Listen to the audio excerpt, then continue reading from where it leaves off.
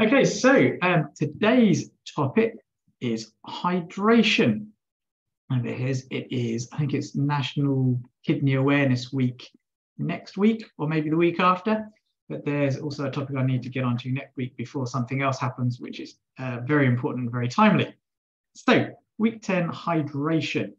Well, the point of me doing these weekly webinars or masterclasses is to help you go from goal setting, which you probably, well, a lot of people think about stuff around New Year, New Year's resolutions. Some people have a whimsical idea that this year is going to be different, that they're going to be more healthy, they're going to do more of the right habits. And really, I want everyone to step up to more self-health responsibility, because I believe that leads to more self-peace. And I believe the more self-peaceful people there are on the planet, the more world peace there'll be. And we need this at the moment. Now, just in case you don't know anything about me, there's some blurb you can read later. And because at the moment, it's much more important that you start realizing that you are probably adjusted to a sick society. And most people going to the GP, most people, in fact, even most GPs are actually already sick, which is why they suffer with chronic health conditions, which is why most people die from the same things that are all preventable diseases. They are not cured by drugs. So blood pressure, not cured by drugs, it's just controlled. Heart disease, a lot of heart disease, not cured by drugs, just controlled. Diabetes, not cured by drugs, just controlled. They're all lifestyle problems. Arthritis, just controlled by drugs, not cured. Arthritis doesn't have to cause pain. So, it's your choice. It's not down to whether or not you can get hold of drugs. It's whether or not you actually make the right choices. And the programs, and what I'm going to cover today, there you go, what I'm going to cover today is water. And then beyond water, are you actually drinking too much of this stuff? What's deuterium? And how much water should you really be drinking? And also a better way than just drinking water. So another of my favorite quotes, if you want to change people's thinking, try giving them a tool to help them change how they think. And some of the tools I'm going to be giving to you are from the Heroic School of Training, the Mental Performance Mastery School of Training as well. I advise everyone to get the Heroic app from heroic.us. And there are lots of benefits just from using that app. And you can just download and use the free version as well. So if you want more energy, more productivity, more connection, then just download the heroic.us app. There you go, Heroic Protocol, Soul Force Equation. We're going to get to that at some point. Today, we're talking about another part of the Magnificent 7 health strategies. We're talking about drink right. And I am going to cover a lot. And then another way that I break down what I do, it's in functional movement, functional nutrition, and functional thought. But on with today's show. And you can go back and watch a replay later and watch all that and read all that if you want to. Now, this is from, the World Health Organization. I don't know if the quote's still on the page because this is a quote I got back in, I think, 2010. Water is a basic nutrient for the human body and it's critical to human life. It supports the digestion of food, absorption, transportation and use of nutrients and elimination of toxins and wastes from the body. So it's kind of key, okay? And 70% of the Earth's surface is covered in water. And by an amazing coincidence, my words, your body is made up of 70% water too. Now, some of you looking at that map may think that's an unusual map. And that map was actually designed by this guy, R. Buckminster Fuller, to help you show that the world is an island surrounded by water. We're not a load of different countries. When you actually look at how all the countries, how everything interconnects, we are one big island. Yeah, there's a few gaps somewhere, but basically one big island. We're all in this together. Start looking at the world like this as opposed to the conventional maps. Now it's going to help start changing how you think. Anyway, but according to Dr. Dana Cohen and Gina Brier in the book Quench, if you actually count body by molecules, then 99% of our body is water. So if you actually just are going by molecule numbers, apparently we are mostly water and only 1% molecular-wise other stuff. So kind of important to get water right. So, causes of dehydration. So this is actually from the book Quench, which I do recommend you get if you really want to understand water and hydration. So diets that include salt-heavy, moisture-lacking processed foods. I'm just going to read these out for you. A lack of hydrating greens and fruits. You will notice this coming up again and again. Dry heat and air conditioning. Prescription medications to reduce pain, stiffness, allergies, and other chronic conditions. I'm going to highlight that. Diets that are heavy in alcohol, sugar, starches, meat and cheeses, coffees and teas, but it's actually only some coffees and teas. It's not all, and our body does actually adapt.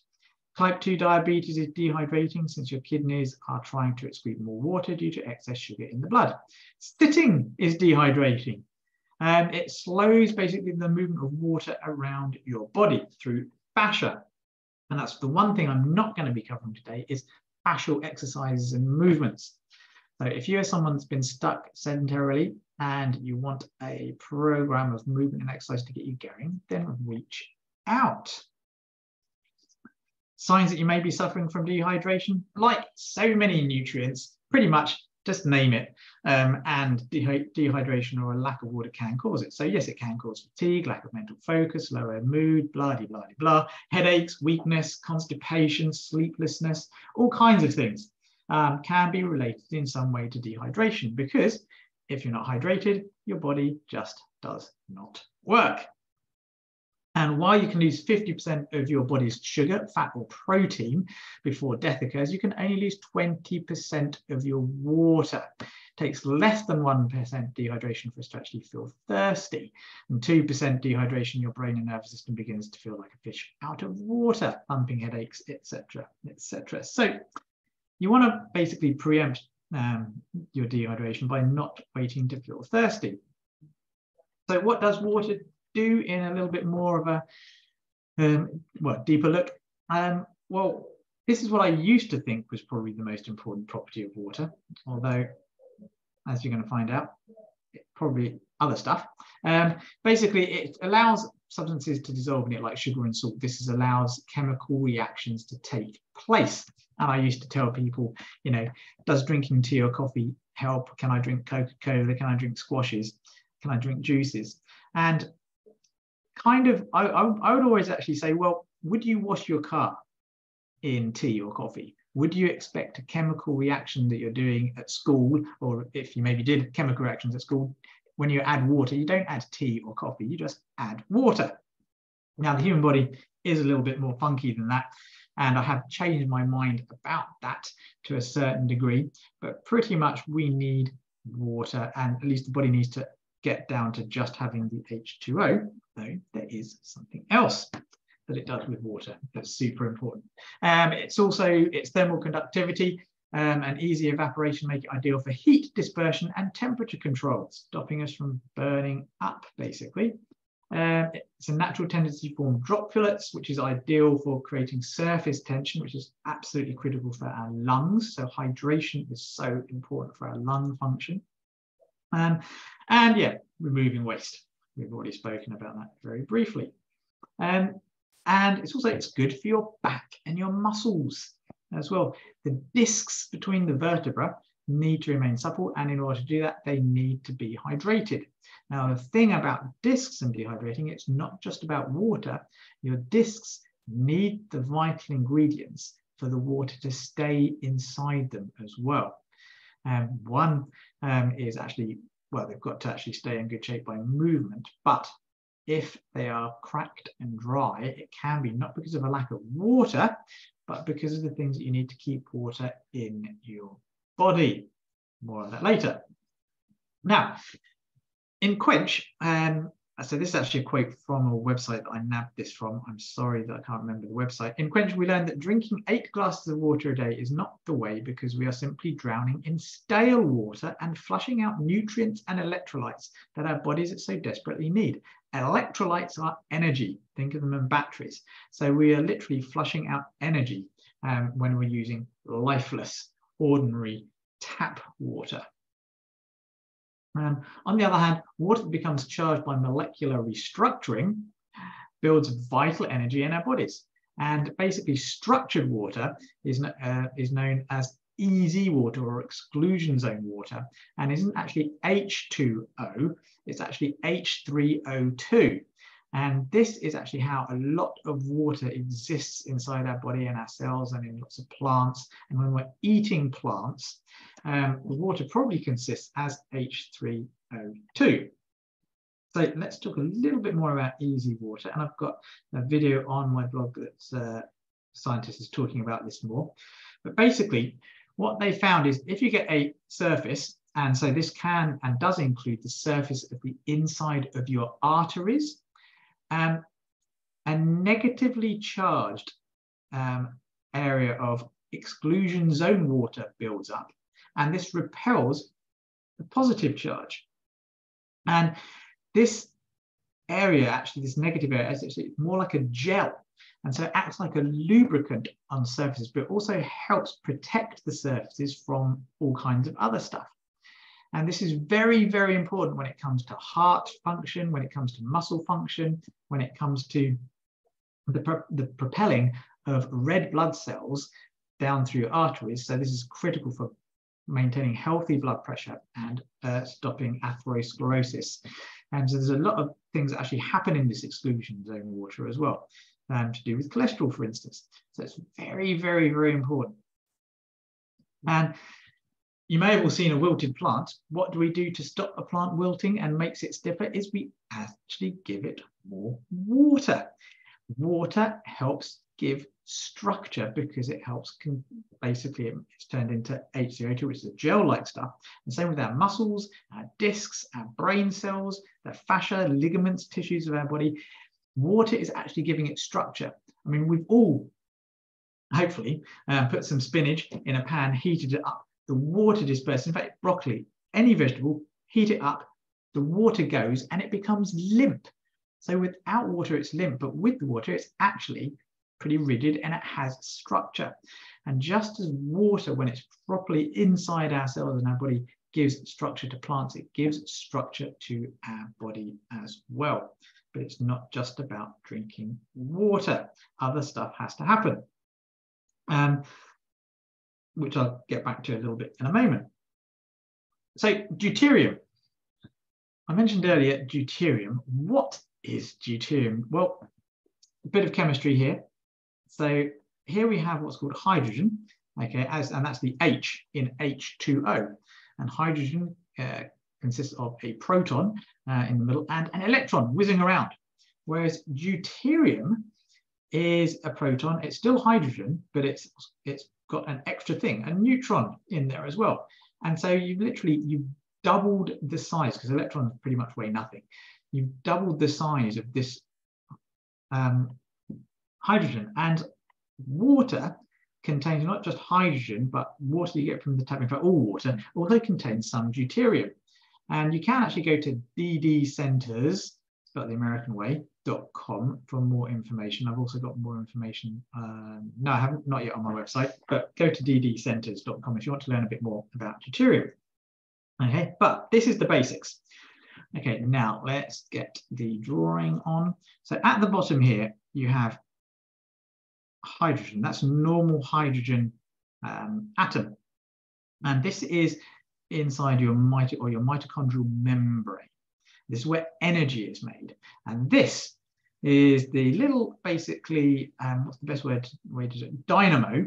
This is the dynamo that literally creates energy. And it's hydrogen going in here down little tubes that basically make this spin. So imagine these blue bits spinning as the hydrogen goes in, just to give it some dynamic. And this creates energy. Okay. And it's like putting a smooth jet of hydrogen down here. But if you instead put lots of deuterium, if you have deuterium in here, it's bigger. And there's also tritium, which is 3 times as heavy. It's heavy and clunky. And now imagine you've got a washing machine spinning around and you suddenly put some ball bearings in, okay, or a big lump of metal. That's a little bit like putting deuterium into your mitochondrial ATP pumps, basically. And it basically rattles this. It stops your body's ability to make energy in your mitochondria, and your mitochondria don't just create energy, they also help you create a lot of things like your, well, a lot of hormones or pre-hormones for your body. They're pretty damn important. So for, I think cortisol is needed. You need your mitochondria for a number of things to be manufactured. And if your mitochondria aren't working, you won't have energy, you can't make anti-inflammatories, your body won't work properly at all. And so the more deuterium you have, the more your mitochondria are destroyed. And in fact, deuterium hurts us because it hurts the mitochondria. It basically creates all kinds of problems. Now, excuse me while I just undraw. There you go, because I want to undraw. Okay, so go back to there. So deuterium, not good. Oh no, I haven't put it here. So, and the problem with deuterium is we find a lot of it in, we'll use this, in tap water. Tap water contains a lot more deuterium than our old-fashioned sources, which is glacial water, river water, water that's been flowing, clean water, water we find in plants has got less deuterium in it. And deuterium is now such a problem that you can actually buy deuterium depleted water, water with less deuterium in it. And it's helping to show that and people with cancer who drink deuterium depleted water actually start improving, because a lot of cancer is to do with all the wrong things getting in your body. And deuterium is literally destroying our body's ability to make energy, for the immune system to work. It's causing all kinds of havoc around the entire body. And the more ordinary water you drink, the more deuterium you are having. And another thing about deuterium, have I got it in here? No. Another thing about deuterium is they think that certain parasites and viruses and maybe even bacteria seek out deuterium. And so the more deuterium you have in your body, the more perfect food you've got for certain viruses. However, at the same time, if you completely avoid viruses, deuterium can build up in your body and cause all kinds of problems. Whereas actually getting minor illnesses can theoretically help deplete the deuterium in your body. And so it's all part of this incredible symbiosis that we're meant to be living with. So we're meant, and one theory is that coronavirus is really good at depleting deuterium. And there are lots and lots of different coronaviruses that live quite peacefully inside our body and don't cause wide world pandemics.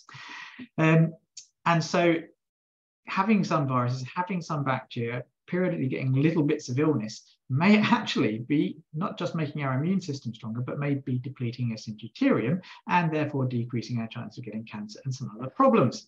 Pretty far out there. It's all theory at the moment, but it's just another thing that just shows how interwoven our entire life is and why it's so important to have a little bit of struggle in our lives. Just like our muscles need resistance to build, and just like our bones need to be against gravity to be strong, our immune systems and our bodies do need viruses and bacteria and things to actually survive and get strong. So how much of this quality water do you need? Well, a good rule of thumb I always used to say is if you drink a cup of water every hour and you pee every hour, then you're probably hydrated because you're putting something in and literally within 20 minutes you're wanting to put it out again. So your body's hydrated or thereabouts. However, if you are someone that you have to keep drinking because you feel thirsty, so every hour you've got to drink because you feel thirsty, and you haven't been talking all the time, because when you talk, as I am now, I will get thirsty. But if you're just having to drink all the time, and if you don't drink, you don't feel right, then it means that your body's it's probably not adequately properly hydrated, especially if you're having to drink water through the night. That's not normal. That's not natural. Animals, when you go elsewhere in the world, animals aren't going around with bottles of water that they have to drink out of every hour. We should be able to go through the night without drinking. Yes, you drink some water in the morning when you get up, but you shouldn't be waking up in the middle of the night thirsty 2 or 3 times. So if you're feeling thirsty continuously, then there's a problem, maybe because you've been drinking too much water and your system's starting to break down. And likely if you're peeing every hour but you're not drinking, then that's also a problem as well. So I've mentioned water, but raw food. The more raw food you eat, the less water you need to drink. Now, raw food is actually full of structured water and water. So loads of leafy greens, fresh fruits and vegetables, sprouts and legumes. But nuts and seeds, things like chia seeds, for instance, when they're ground down, when you add water to them, they have this gel-like stuff that happens around them. And that is ideal for keeping us hydrated. So some nuts and seeds, like chia seeds, are really good at keeping us hydrated. So they should be in your diet, various herbs and other things as well. But the more raw food you eat, the less water you need to drink. And if you're someone who suffers a lot with thirst and drinking a lot of water, it's probably because you're not eating enough raw food and you haven't got enough nuts and seeds in your diet either. So increase those. Now, this is from the book Quench. So again, it's worth buying, but I must mention that. So when you first wake up, drink a load of water, maybe with a pinch of rock salt or sea salt in, maybe a squeeze of lemon as well. This helps hydration. Have a green smoothie, maybe every day, especially one with chia seeds in. Drink water before every meal as well, especially if you're overweight. Although I'm not a big fan of drinking water just before every meal,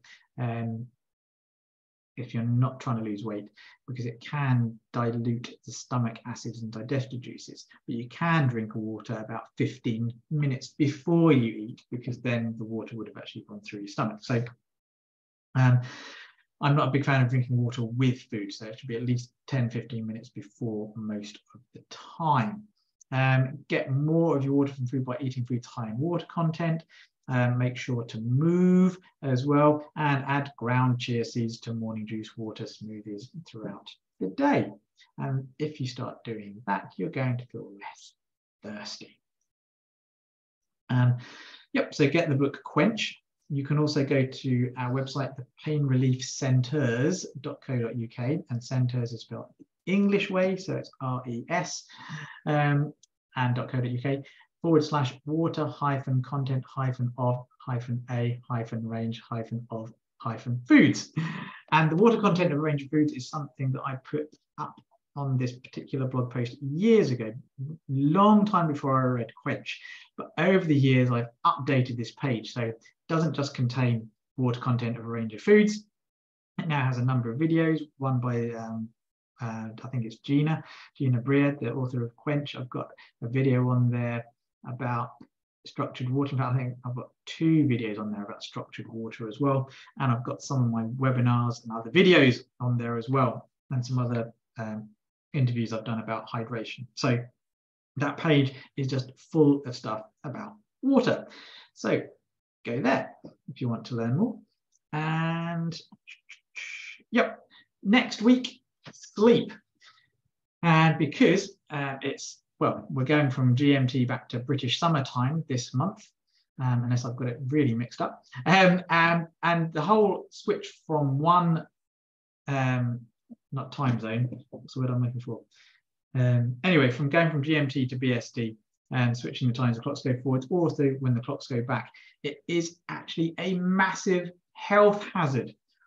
Many more health problems when we lose an hour.